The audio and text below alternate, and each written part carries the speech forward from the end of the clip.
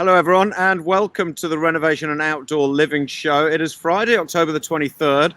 We've got a long weekend ahead of us and we're doing something we've never done before. We're broadcasting live from the outdoors. Now I know we've done it once from a car park in Rotorua. That was an interesting experience. I'm now in, well, there's the clue. I'm in Pokeno on the Southern Motorway, just south of the Bombays, just south of Auckland for people who don't know this part of the world. And well, the reason why I'm here is because it's a very long story. Anyway, so what's going to happen is I'm going to do this from outside the Pokeno Hall, and if it starts raining, I'm going to get in the car, which I'm leaning on at the moment. Anyway, really good to see you. A long weekend ahead of us. It feels like we need it. That's been another week of weird uncertainty with COVID. We're not quite sure where we stand at the moment with that, and we had, of course, that circus of a general election. Everyone needs a bit of a break to recharge, so this long weekend will come as a welcome relief to many of us. And it's also the perfect time to catch up on those projects at home or plan what you want to do over the summer to improve your house and garden. I'm sure the Refresh and Zones teams will be answering their emails during the weekend. Now, last week we talked all about flooring. We talked to Ray Bloomfield from Flooring Design. He talked us through the process from quote to supply to installation. And he also talked about the vast range of products available. Today, well, again, we've just got one guest and one topic because it's a really, anything to do with smart tech, and I'm just all over it. I love this stuff, and so that gives you a clue as to what we're going to be talking about. We're also going to be announcing this really cool giveaway, which is basically part of what we're going to be talking as well. It's something everyone can use. Not many of us probably have it. We could all do with it, and it's closely connected to today's topic, which is protecting your home. So when we come to home security, the brand Yale, well, it's been around for as long as I've known. It's been a market leader for my entire life, I think, probably as long as my parents have been around and my grandparents before them. It is a phenomenal brand. I think it's been around for almost, well, I don't know, 150, 180 years. So that's what we want to talk about. We want to talk about protecting your home, security, and the brand Yale in particular with some of their amazing products. And Ronnie Peacock is joining us. Now, Ronnie works for ASSA ABLOY, and he markets a huge range of products in the building and renovation market. Ronnie believes the voice of the customer is key in developing products that are not only novel, but fit for purpose. And he works closely with R&D teams to help make sure that our user experience is at the top of the mind when these things are being designed. And Ronnie, Ronnie, where are you? You're nowhere exciting like by the side of a motorway in Pokeno, are you? No, not at all. Like many businesses, I'm still doing the home office at the moment. So yeah. I have a couple of days in the office and the rest of the days from home. And I guess the amount of sort of products, the number of products. So actually, just filling us in a bit on what ASSA ABLOY is and what the company does. So ASSA ABLOY owns Yale. It owns a number of brands from Lockwood through to HID. So Yale is, you could say, is the world's biggest hardware and lock supplier or access solution supplier. And so you're talking as simple as a padlock right through to HID products, which is when you're walking through the airport security and it's got facial recognition. So that's the gambit of the ASSA ABLOY brand. And then one of the brands that it owns is Yale, which has been around for 180 years. 180 years. See, that's the thing. You always think Yale, you're thinking about your front door locks and you're thinking about your padlocks. I had no idea that they were as innovative as to be dealing with all that facial recognition tech as well. But they are, and this is what's so interesting. They are a really innovative company. They have to be to have survived nearly 200 years. Mm-hmm. Exactly. I mean, I think that's where ASSA ABLOY comes in. It's got that breadth and depth. And so you'll see that type of technology spill over into residential products like the humble door lock. Right. So now let's talk about this, because actually this is what really matters. For those of us who are listening and watching, we're thinking about innovation for our homes, particularly when we're doing our renovations, you know, when we've got the team around and we're actually trying to, I guess the first thing I'll ask you about, the tech available, do you reckon it's worth the money to be able to bring up the value of your homes? I would absolutely say that. I think for what you're getting in return, the ability to see what's happening, the ability to go keyless, And then just long term, like for example, if you owned a B&B, having to change keys or change lock sets, it's much easier just to change a code rather than changing the whole system. So yeah, so definitely. So I've jumped ahead a wee bit here, Ronnie. Let's talk about the actual products. Tell us what tell us where Yale is with home smart tech. This product which we're looking at the screen. What's this? Sure. Okay, so you're looking at the lock itself is the Yale Assure SL. It's a digital deadbolt. It is retrofittable, so if you've got a current mechanical deadbolt lock, which many homes will, and they most likely will be Yale, it's as simple as using a screwdriver to unscrew the mechanical one and then put the smart one on. So this here allows keyless entry via PIN code, but then when we talk about Yale Access and putting the module in, that takes it to a whole new level and having the ability to control it with an app. So okay, so this is this smart tech keyless system, but it still, as you just pointed out, it still requires you to be at the door plugging your code in and the hashtag, and then it goes beep beep and it opens. Correct. Yes. And actually, I've seen quite a few on these places, like places where there are communities, like a ski lodge or something like that, where there may be lots of people needing access. You don't want to issue a whole lot of keys everyone's going to lose. No, no. But now we move to the next stage, which is Yale Access. How does this work? So the beauty of Yale Access is it turns it from a convenient digital door lock to an actual smart lock. So it takes advantage of current trends where everyone wants something that is app-based. And this is not the first app that we've done. What I will say is that we've tried to be early adopters and bring out digital door locks. And with that, we've done a lock with an app, a lock with an app. We've come to the realization that we have to future-proof this. So that's where Yale Access came in. So essentially, it's an app that we can now continue to build on. So every lock that we bring out, every digital lock will go onto this. So that's the beauty of Yale Access, to be able to control it with Yale Access. So we're talking about, if I had it, and I'm sitting, and here's the app here. I'm sitting in Pocono, which is probably an hour's drive from my house, and I could now unlock my house. If someone rang me and said, "Oh, look, I've got a parcel to deliver," or a mate of mine needs to pop in to grab something I've forgotten, I can just open the house. I could do it right now on my phone.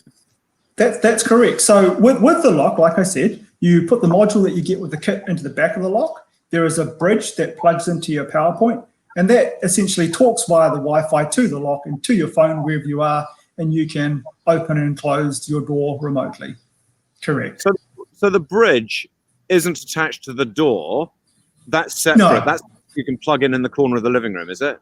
Correct. So it's the junction that talks to via your Wi-Fi to the lock.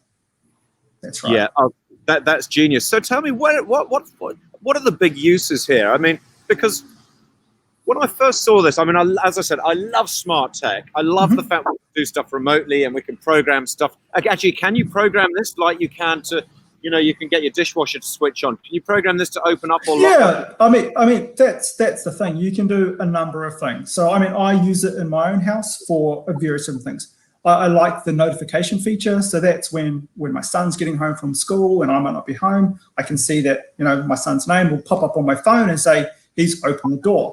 Another one might be, like you've just said, that ability to, someone's randomly turned up, a friend, and said, "Oh man, I've forgotten something. Can I get into your house?" Yeah, no worries, I'll let you in. Through to my favorite feature, which I use the most, which is auto unlock. So there's geofencing built in, which kind of says that when I'm within 5 meters of my door, where I've got my phone in my pocket, the lock just opens. So no PIN code, no getting the phone out, just door is always open. Yeah, it's great. Is that slightly unnerving? It's a bit like sort of the PayWave. It's a great bit of technology, but you're not actually quite sure whether you've paid for it, whether you've paid for it twice. Is it a bit unnerving knowing that every time you come to the front door, it's unlocked? Here's what I'm saying. Do you sometimes, I don't know, put the phone down at the end of the driveway and then go back without your phone to check that the door has actually locked?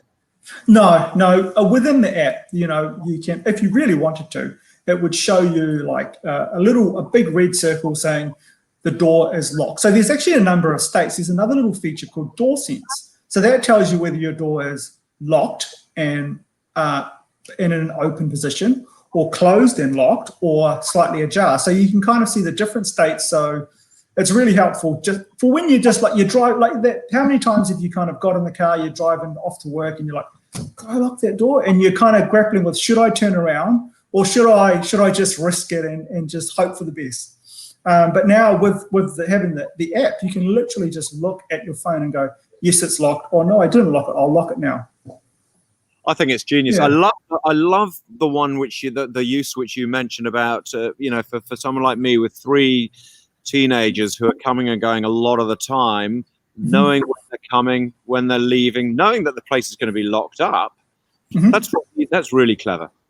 Yeah, it's good. I mean, I also have a dog walker who comes on the Monday. So another ability is you can be quite accurate with how you set it. So for example, I set it so on the Monday between 8 and 11 is when this person is allowed in. That's the only time that their PIN code will let them into my house. And then I also get the notification where I am that so-and-so has opened the door, so-and-so has locked the door. Yeah. See, there's good news and bad news here, isn't there? Because the good news is you can never lose your key again.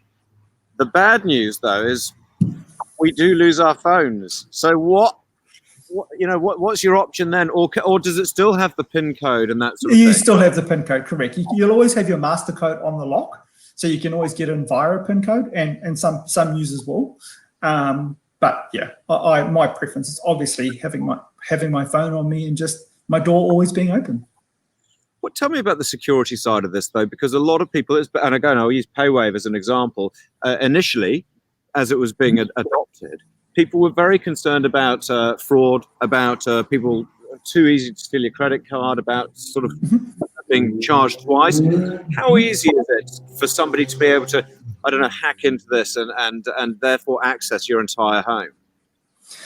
I would say that if there's one thing that we focus on more than anything is that level of encryption and privacy. So like I said, ASSA ABLOY, big global brand, and we protect banks, the Reserve Bank, we protect airport security. So it's what we do. And so that level of security is like, in terms of what we stand for, it's like being secure and then that's secure with your information as well. So not, that's the difference with, we're trying to make sure we stay in our lane, that we are a security and lock provider. Yes, we're getting into that digital space like other players, but we're not about collecting your information. We're about providing you peace of mind with access.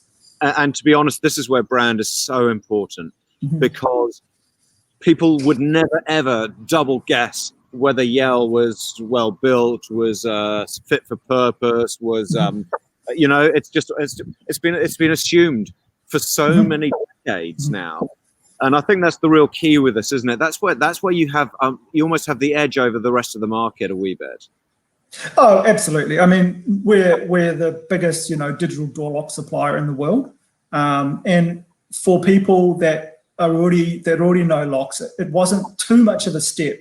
I would say for some people, going to digital was a step, but going to digital with Yale doesn't feel like a big step, because they've got all that history behind it of knowing what a strong brand and safe brand it is. How have you found the marketplace to react to this, to respond to this? I mean, are you winning people over, or are people still saying, hey, sounds great, but look, I'd just prefer to, either put a key in or maybe more likely just plug your code in? I mean, is it quite hard to win people over? I would say it really isn't. I think those people, it's always a certain type of person. You've got your early adopters, anyone that's mildly tech savvy, they're all over it. So, people that are building new, they're in that space. They're already looking for the new and the latest thing. So they're quite easy to convert. And then just like you talked earlier, people that are actually about to renovate, they're doing something. And so what else can we do to bring our house up to sort of, the 21st century? And that's an interesting one, isn't it? Because you'd be mad not to at least consider all this wonderful tech, and it's cheap for what you're getting nowadays. I stayed in this apartment last night in Christchurch, and it took me 20 minutes to work out that there was actually a TV, because it's hidden in the cabinetry. I found a remote, and there was a remote for the blinds. The lock system. This was cool to get both into the building and the actual apartment. That was all keypad, so keyless entry. And that is going to become the norm, isn't it? Oh, really? Like I said, we're an app-based society now, and so convenience is key. the key, and so your phone is the key. So I mean, it really is that way. And I mean, it didn't take me long to adjust to it. My family, they love it. The kids like not having to wait outside, like the ability to be able to let themselves in. I like the peace of mind knowing that they are there. Yeah. The kids have got their independence, haven't they? Hey, by the way, it's just started raining, Pocono, so I'm just gonna I'm just gonna go into the office. Okay, hold on. No worries.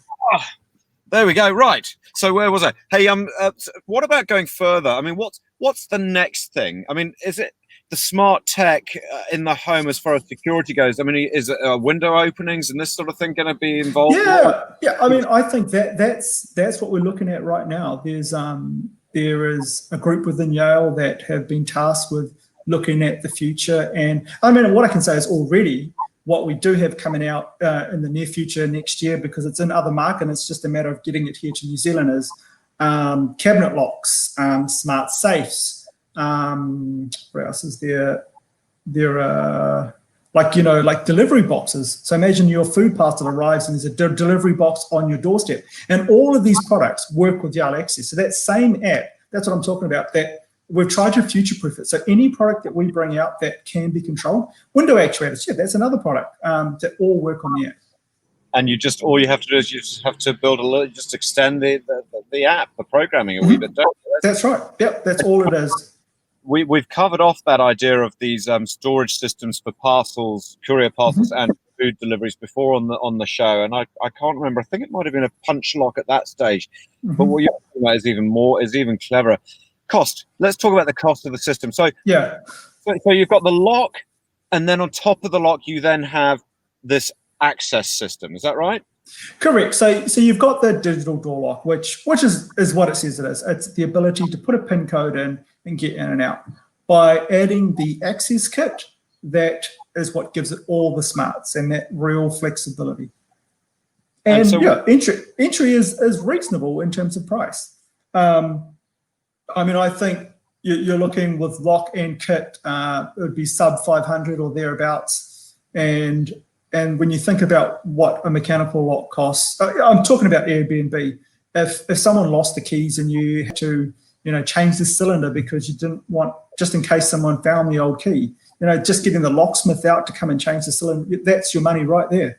So this here, it's much easier to just easily change a PIN code, delete a PIN code. Yeah, it's really good.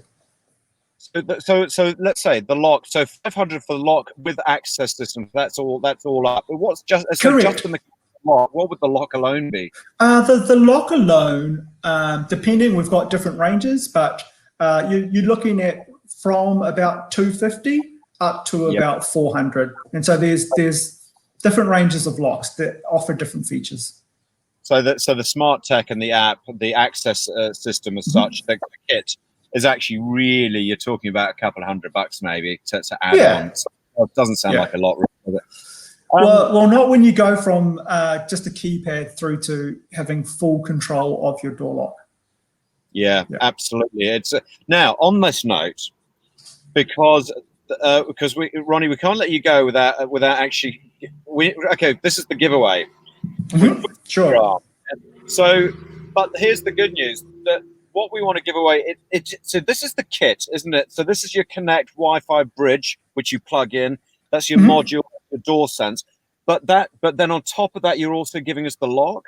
That's correct. Yes, the Assure Cell lock, the one that you see there. So it's keyless. For those that are worried about how do you get in without a key if the battery runs out. So it is battery powered, just 4 AA batteries. There is on the outside of the lock, so when you're standing on the outside of the door, there's 2 little prongs just below the lock that a 9-volt battery can be pushed against to be able to give it enough charge to be able to put your PIN code in and let yourself in. So you should never get locked out.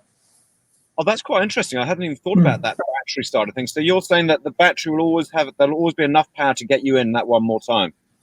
No, what I'm saying is you've got the batteries that are on the inside of the door that control the lock, and you get notification. You get like little signals saying your battery's running out. It literally says your battery's running out, and this little red thing. If you choose to ignore that and let the batteries actually die, and you go to put your PIN code in one day and it's not letting you in, then you just grab a 9-volt battery, and there's 2 little places or prongs underneath the lock on the outside that you can plug it in and charge the lock up to get yourself in.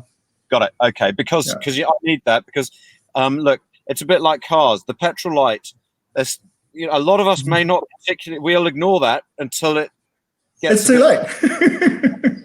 Back from one of these systems, but that's good. There's an emergency fail-safe system, so you can never get locked out. Yeah.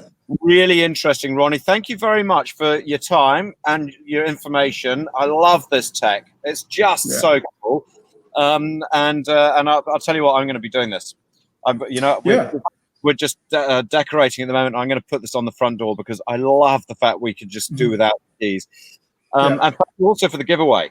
That's fantastic. Yeah. So the full access kit, it's valued, you reckon, probably. So the value of that giveaway is about $500. It's probably, I'd say about 500. Yeah. Wow. So I mean, it's great. And if you've got, like I said, most homes will either have a latching lock or a deadbolt lock, an old Yale mechanical one that will literally just unscrew and it'll just fit in its place. Awesome. Fantastic. Ronnie, really cool to talk to you. Let's do this again. Give me some other brilliant tech which we can talk about in the future. Yeah, like I said, we've got some exciting stuff coming out, so happy to share.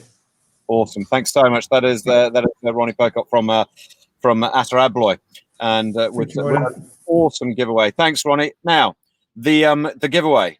So to win this, to be in the draw for this, you have to like our page, and I'll tell you what you can do. You can tell me how old Yale is, as a brand. Like our page, tell us how old Yale is, and we'll put you in the draw to win that. Now, remember, it's not just what you see there. It's not just the Connect Wi-Fi bridge, the access module, and the door, it's also the lock as well, so it's the full kit. Awesome prize for a Friday, and we'll probably draw that in a couple of weeks' time. Now, quickly, our top 10 for this Friday of the long Labour weekend. The top 10 fails that fit under the "you had one job" phrase. Love it. Right, number 10, stairs. Ooh, to the window. You had one job. And number 9, helmet saves life. Yeah, very good. Well done, you. Number 8, turn right, left. I'm not quite sure. Oh, there's another sign up there which says you can't go left, so that's been changed from anyway. It's a mess. Number 7 in the "you had one job" phrase. It is teachers making quizzes. First name must be a number. At number 6, you will marry me. That's excellent. They've got the signs the wrong way around.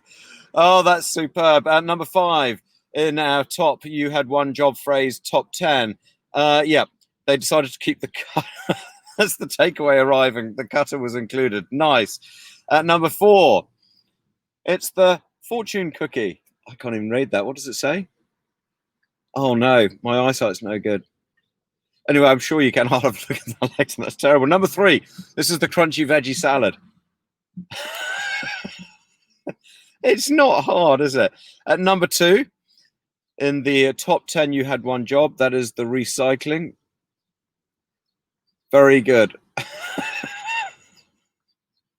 Okay, the signs. You've got to read the signs. Plastic, paper, metal, metal, paper, plastic. There you go. And the number 1 top 10 fail in "you had one job" is the memorial plaque in memory of World War II. And check out those dates. Very good. You had one job. Hey, really good to see you all. I'll try and find another exciting venue for next week's outside broadcast. The Pocono Hall have been wonderful hosts this Labour weekend. I hope you all have a fantastic weekend, and we'll have another chat next week. Bye-bye.